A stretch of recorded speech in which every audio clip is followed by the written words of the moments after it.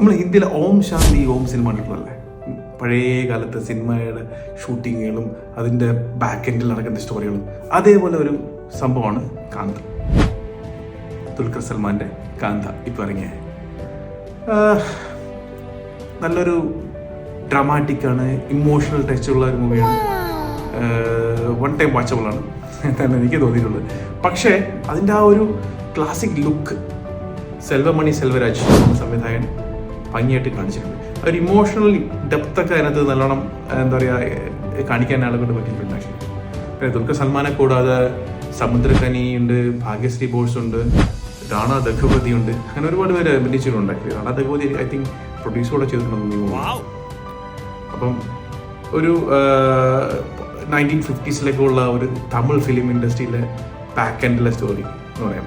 ആളുകൾ തമ്മിലുള്ള കോമ്പറ്റീഷൻസ്, ഇൻഫീരിയോറിറ്റി കോംപ്ലക്സ്, പിന്നെ ഈഗോ, പിന്നെ അങ്ങനെയുള്ള എന്താ പറയുക ബിട്രയൽ, ഇതെല്ലാം കൂടെ ചേർന്നുള്ള ഒരു സംഭവം എന്നാണ് പറയത്തില്ലേ, ഒരു അവിയല പരുവത്തിലുള്ള സംഭവം. ബാക്ക് എൻഡിൽ 1950s സിനിമകളുടെ പിറകിൽ പിന്നെ അമ്പുറത്ത് നടക്കുന്ന കഥകൾ. പക്ഷേ അതിൻ്റെ ആ ഒരു ഫ്രെയിമുകളുണ്ട്, നല്ല ഭംഗിയായിട്ട് എടുത്തിട്ടുണ്ട് ഷോട്ടുകളൊക്കെ, സിനിമ ഫ്രെയിമുകൾ, ആ ലൈറ്റിങ്ങും ഒക്കെ, ആ ഒരു പഴയ ആ ഒരു ലുക്ക്. ദുൽഖർ സൽമാൻ ആണെങ്കിൽ ഇതിനകത്ത് അഭിനയിച്ചിരിക്കുന്ന നല്ലൊരു ഒരു എന്താ പറയുക, ആ പഴയ ഒരു എന്താ ഡ്രാമാറ്റിക് ആയിട്ടുള്ള ഒരു ബോഡി ലാംഗ്വേജ് അല്ലേ, അത് ദുൽഖർ സൽമാൻ ഇതിനകത്ത് നല്ലോണം ചെയ്തിട്ടുണ്ട്. ആക്ച്വലി ദുൽഖറിൻ്റെ ഒരു വേറൊരു മെത്തഡോളജി ഓഫ് ആക്ടിങ് നമുക്ക് ഇതിനകത്ത് കാണാൻ പറ്റും. വേറൊരു മെത്തഡോളജി ഓഫ് ആക്ടിങ് കാണാൻ പറ്റും. ഡ്രാമ എന്ന രീതിയിലുള്ള ഒരു ആക്ടിങ് ഇന്നത്തെ ദുൽഖറിൽ നമുക്ക് കാണാൻ പറ്റും. എല്ലാവർക്കും എൻജോയ് പറ്റുന്ന ഒരു മൂവിയാണ്.